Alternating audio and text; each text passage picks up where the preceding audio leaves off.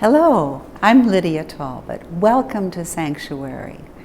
Hephzibah is the name of one of Illinois' oldest and most beloved social service agencies. For over a century, Hephzibah has offered short and long-term group homes for abused and neglected children, child welfare and family services, foster care, adoption programs, and daycare for families of all income levels. Hephzibah is about transforming lives in an environment where children can grow into beautiful, strong, caring members of society. Join us for their stories of hope and healing that will challenge what you think about your politics and your faith today on Sanctuary.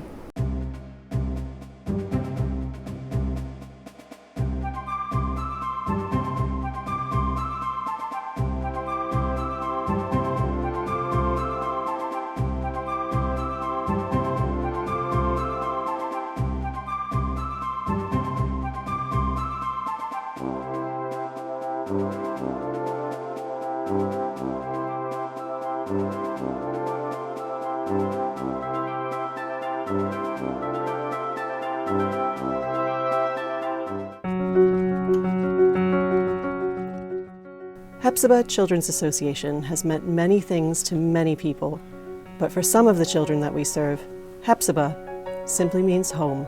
Home means family, connections, unconditional love, a sense of belonging. It's a place you can go back to. I love the word home when it comes to Hephzibah. Home to me means refuge. Home means love. Cradled in the heart of downtown Oak Park, Illinois, Hephzibah Home is a place of hope and healing for young children who've been victims of extreme abuse and neglect. The young boy who came to us, he had actually been found wearing a makeshift diaper walking down Lakeshore Drive. And he was a very small, very undernourished little boy when he arrived at Hephzibah. And he was with us, I think, about 3 years. And the day he left, he had grown 4 inches since he had first arrived at Hephzibah. He went from a very timid, very frightened little boy to an outgoing, active, engaged boy who just smiled all the time. That's the story I tell about what Hephzibah does. It transforms children's lives. We serve children ages 3 to 11, and we are the only group home in the state of Illinois that works with children of that young age group. We provide an intense amount of clinical support and resources to our children, but we also just go above and beyond in the day-to-day things that we do for our kids, making sure that they are getting to ask for what they want for their birthday. If they have a special talent, they love to dance, they love to sing, we try to find a way to nurture that, help them grow in that. We really try to make sure that they get to be a kid, active in a part of their community, doing the things that they love to do, and being supported in the absolute best way they can be. Until I actually came to Hephzibah and I started learning about myself, but seeing other adults, other children, people my age, care for me, nurture me, give me attention, and I guess give me that unconditional love that I never had when I was younger. It's a place that I can call home. It was my home when I was a boy. I knew it was a loving place. I knew it was a place that, I just knew it from the first day. Where I come from and the family history that I have, like homelessness, addiction. I think until I came to Hephzibah, I had no idea that there was more to life for myself. I spent most of my childhood just confused and like riding the wave. The day I got to Hephzibah, a lifetime of support started that day. I have seen children come in bare feet because they don't have shoes. Someone has to run out and go buy some shoes or buy some clothes, get some pajamas. It is amazing. There are some kids when you first see them and you think, no way are they gonna overcome this in, a short amount of time. And just a change of environment, and they can do it. The best part of my job is coming in the door and seeing these little faces and knowing that I can help them. One of the memories that I have is when a young lady came and her hair was completely matted. And she said, I heard that you were the lady that combs the hair. I took the time, washed her hair, combed her hair, and made her feel like a little kid again. And I'm still in contact with her to this day. And she told me I was the only mother figure that she ever had, and that I made a very good impact in her life. And I was like, oh, she made me cry. Pete, play tag with us. I just gave this child a memory of running, of laughing, being able to be a boy or a girl, you know, just to be a kid. To be able to patch up a mental bruise that these kids have had, I think is the true calling of my existence. I have gone on more bike rides. I've eaten more slushies and more ice cream. I have played on more jungle gyms. It really brings out the kid in you. I was having a personal bad day one day, and there was a little boy there, and he looked at me and he said, you know something? I think you need a hug. And he gave me a hug, and I said, thank you, that was very sweet. I went out to my car and I just cried. It definitely felt like a family, just with having like so much support. They just made it feel like, you know, I wasn't alone. Who wouldn't come to work every day in an environment like that when you know that you have this unique opportunity to make a difference in these children's lives and put them on a very different path? These kids are extremely fragile, and you have to listen to them, and you have to understand them, and you have to respect them. Hephzibah wouldn't be what it is without the community of people outside of the home. With Hephzibah, it's like its own special world, and it's a blessing that they were able to do what they did for me and my family. Caring adults, wrapping their arms around kids. The home provides that for them, but it's much more than a shelter and a roof over their heads. It's really that feeling you get when you hug someone. Financially, I would give openly to this organization any chance I got. I know there's a lot of good organizations out there, but Hephzibah is one of those few that will really tug on your heart, and you feel like you've accomplished something. It's hard not to love these kids. Life, in all of its messiness, in all of its joy, life is happening at Hephzibah Home. My name is Brian Fruits. Like bananas and apples. I actually was a Hephzibah kid in the early 80s, actually in 1984, 1985. I had my 5th birthday there.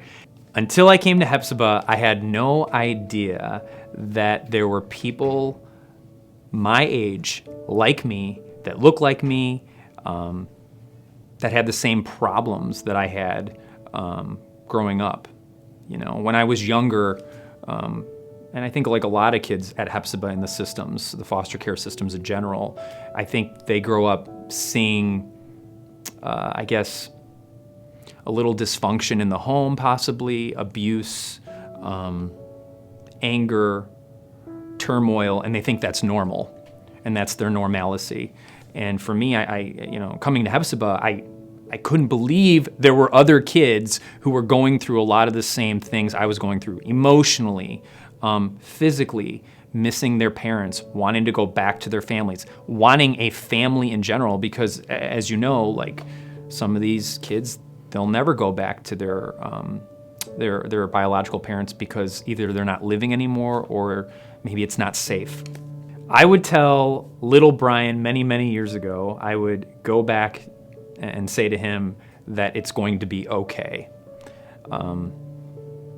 It seems simple enough, but I needed constant reassurance that things were going to stabilize, that someone was out there, whether it be a wife, a partner, maybe a son or daughter or other friends, they were going to love me the way that I should be loved, because like I said, all of us as young kids, we're so affected by what we see who are around, and we have no control over that. And you never know if it's going to be okay. You don't know if it's going to be where your next meal is going to come from sometimes. You don't know what you're going to be wearing the next day. Are you going to have a shower? And for someone, I would just go back to my old self, my young self, and say, Brian, it will be okay. I promise you it will be okay. And Hephzibah was the first place to actually tell me it's going to be okay. And I started to trust that for the first time in my life. I celebrated my 5th birthday here, and I remember a lot of the staff I still talk to, and people who used to work in reception or directors who were here or leadership, they'll always say, do you remember your 5th birthday? We had this great birthday party here. We had this great cake, and it had dinosaurs on it, and there were cards, and there was a teddy bear. You loved teddy bears. So like they said, they gave you teddy bears, and I'm like, I do remember those things. So my 5th birthday was celebrated here, and I remember when I left, I was given like a memory book or a life book, I believe they called it at the time. And it was like photos and pictures of my time here. And it said, we're really going to miss you, Brian. You know, and I remember all the kids who left, either transitioned to another home or went back to their original parents or guardians. They always got that life book.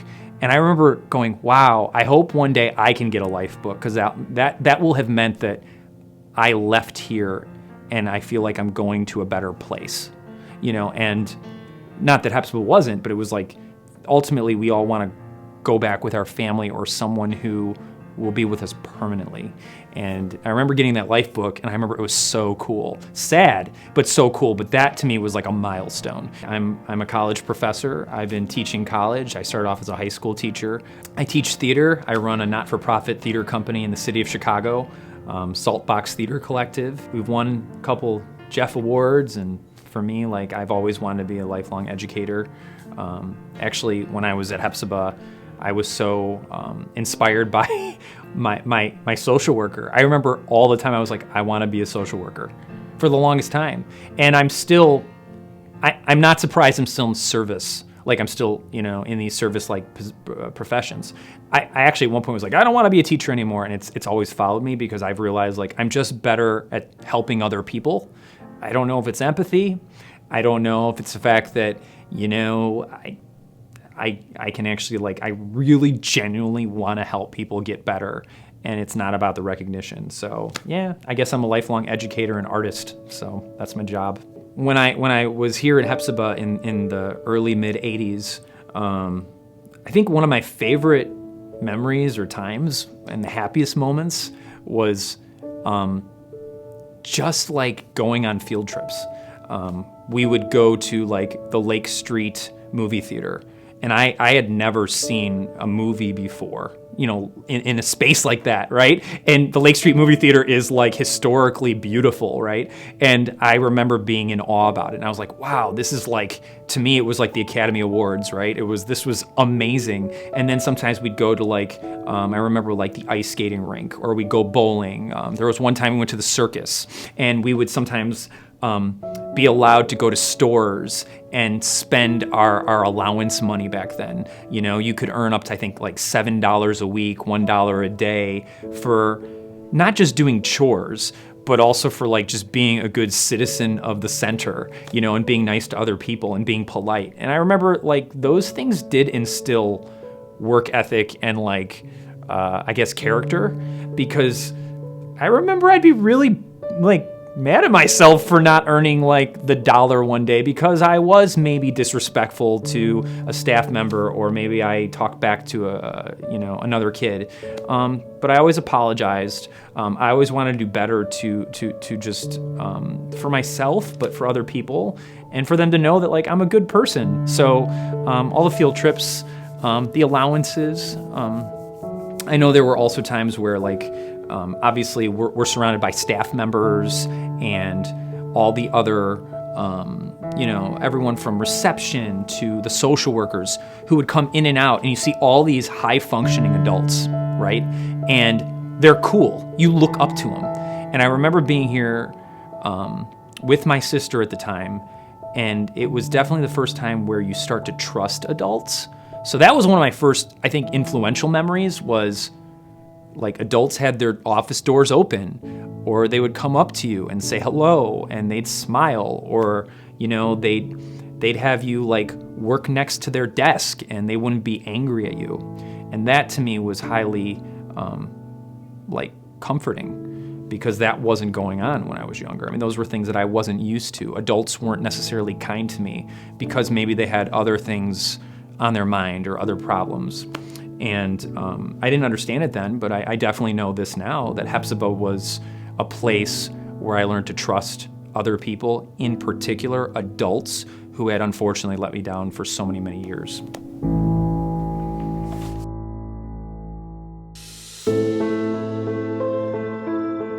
My name's Angelica, and I lived in Hephzibah group home, and I was adopted through the Hephzibah system. I came to Hephzibah when I was 7, I believe, because I remember celebrating my 8th birthday at Hephzibah, so I had to have been 7. What's interesting when I look back is I feel like my first day at Hephzibah actually says a lot about how great Hephzibah is, because the day I came to Hephzibah, I didn't know that I was going to Hephzibah. I didn't know what Hephzibah was. I was with a different foster care agency at the time, and I was told I was going to doctor's appointments. So that day was super, looking back, sometimes it's like, oh, I feel so sad for like little Angelica. Like, I had no idea, but when I came to Hephzibah, Marianne Brown was there. She was like the first person I believe that I met, and you know, she had gifts for me. I went into her beautiful office, and I just remember like the beginning of that day being so chaotic, and then it just turned so nice. And even though I was so confused, it was the day before Thanksgiving, so I remember being like, am I gonna be home before Thanksgiving? I literally had no clue. And they're like, oh, I don't think so. But I just remember not being terribly sad, and I think it's just, I remember meeting my prime, and you know, she gave me some comforting like home welcoming gifts, and just talking, getting to know each other and feeling comfortable. Whenever I remember living at Hephzibah, the first memory that comes to mind is Christmas. I think Christmas lasted like half the year, and I remember Christmas morning, like we all woke up and I literally had like a 2-person love seat full of presents, and like the presents that everyone wanted. I had like the Bratz tour bus, and the floor around the couch was just so many presents. And I feel like many people, like even if I explain my story to them now and say, oh, I was at a group home, they're like, oh, that's sad. I feel so bad for you, but I'll go to Hephzibah every year for Christmas. Like, honestly, like, it was amazing, and there were so many holiday parties. So that was a Christmas that I never had before, and I don't think I would have understood how awesome Christmas could be without that, you know. So now going forward, like, I always compare Christmas to Christmas at Hephzibah, and when I'm driving around town, I'm like, oh, I went to a Christmas party there and there and there, and it was just so awesome.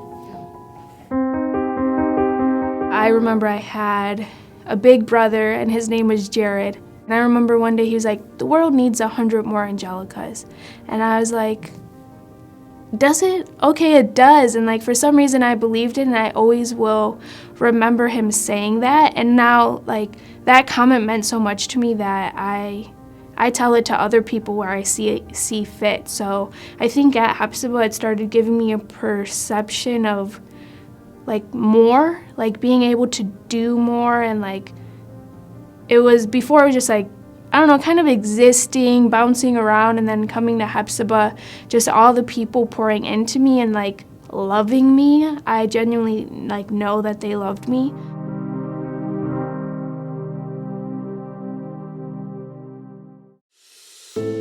My name is Jasmine Harrison, and I lived in the group home when I was 5 years old to 10 years old. So I got taken away from my parents when I was 2 months. And I have like a lot of siblings, so they also got split up. I was like in and out of the hospital a lot because I had behavioral issues and stuff that I don't know. I guess I needed more help. So After a while of going in and out of hospitals, I ended up going to Hephzibah. I was pretty scared. I didn't really know anybody. I don't remember the exact moment I felt comfortable with Hephzibah, but a lot of stuff like built up to it. So my birthday, like they made a big deal out of everybody's birthday. Like we would have like a bunch of gifts, and it'd be like we all had to gather around the table to sing happy birthday, and I just felt special, like really special. And then there was the Christmas party where they would allow your family to come see you, which I thought was really nice because even though I considered Hephzibah like a family to me, we would go to the pool a lot every summer because we lived like super close, which that was one of my favorite activities. Six Flags was nice. We'd like ride rides with staff, and I'd pretty much be able to ride every ride because I'm tall, and I was still tall when I was at Hephzibah. When I lived at Hephzibah home, it definitely felt like a family, just with having like so much support from the staff as well as my caseworker, because the caseworkers were actually like worked at the Hephzibah group home, like the ones that we had.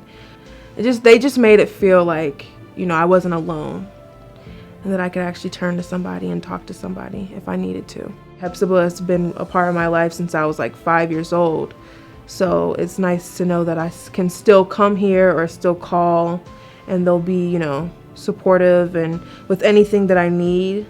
I got a scholarship, and they pay for my college as long as I, you know, maintain a C or above in school.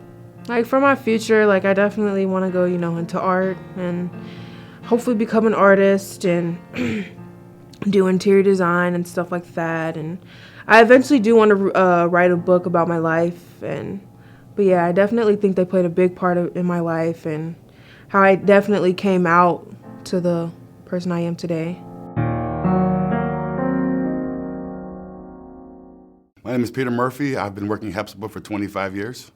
My connection to Hephzibah started when I was 5. It was my home when I was a boy. I was obviously scared. I didn't know what I was doing. I didn't know which way I was going. I was intimidated, perfect strangers. I knew it was a loving place. I knew it was a place that, I just knew from the first day that I would be a part of the history of Hephzibah, and I would be a part of these kids' lives forever. And I am. And they're a part of my life, as you can see. So. Life is serious. Life is serious. Life is also what you make it. Life is also, it can be challenging, but there are pockets in life where I think that you can have fun. Even through the rubble, you know, roses can grow. And I feel that all these kids are different kinds of roses. And you know, the concrete it's hard. The concrete being their life and their existence. And the reality is that these kids are our future, and I feel that if you touch and you can change one kid's life, you're doing good. And it's not about you. It's not about me. It's about the lives of these children. And they have been through so much that a lot of us will never understand. And they have experienced a lot of things that they're not able to talk about. And it's okay. It's okay if you're not able to talk about it, but you can laugh. So you go day by day, and you try to grow with what's going on around you. And that's really how I've been able to continue my career here at Hephzibah. I just love, every day is different. Every single day is different because you teach the kids, today you did good, but tomorrow you'll do better. I always tell the kids that. Today you had a good day, tomorrow's gonna be better. I think our long history is a tremendous strength of the home. The home has been around for decades, and we just have it in our DNA to provide high quality care for children. It's also a very unique program in that we provide services to the youngest children who are in DCFS custody due to experiencing severe abuse and neglect. and they're presenting with pretty significant trauma responses. So it's a very special place just by the way that it's structured, in that we serve the youngest children and are the only program like it in the state of Illinois. Hephzibah is such an incredibly strong organization with such a rich history. We are coming up on our 125-year anniversary here in a couple years, and those are tremendous strengths for our organization. So when I was thinking about, what would I change, or what would my wishes be for the organization, I really landed on my wishes for child welfare as a whole and for our society as a whole, more so than for Hephzibah, because I wish that Hephzibah's mission was different. I don't know what we would be if we weren't a child welfare organization, but I think it's everyone's wish that there weren't any abused children in the world. So if our line of work could be something different because there was no need for us to provide child welfare services, that's my greatest wish, that no other child is ever abused. And if that has to be, and we have to do the work that we do and work in the systems that we work, I wish that the child welfare system and the way that the state views our work, the work of not-for-profits, was different. And it was based on truly the best interest of every child, and every organization providing the services was funded the way that they should be funded to best meet the child's needs. I kind of think of a hug. I think of, caring adults wrapping their arms around kids. The home provides that for them, but it's much more than a shelter and a roof over their heads. It's really that feeling you get when you hug someone, that they've got you. They're going to hold you up. They're going to be there for you when you need them. And I think we do that. We provide that for the kids and the families. We're glad you've been with us for this special edition of Sanctuary. Your thoughts and reactions to issues and ideas at the intersection of life and faith are important to us, and we want to hear from you. Email us at gcbm@ameritech.net, visit our website at gcbm.org, and write to us at Sanctuary, in care of the Greater Chicago Broadcast Ministries, 77 West Washington Street, 2nd floor, Chicago 60602. That's Sanctuary, the Greater Chicago Broadcast Ministries, 77 West Washington Street, 2nd floor, Chicago 60602. I'm Lydia Talbot. Thanks for keeping faith with us today on Sanctuary. May peace be with you.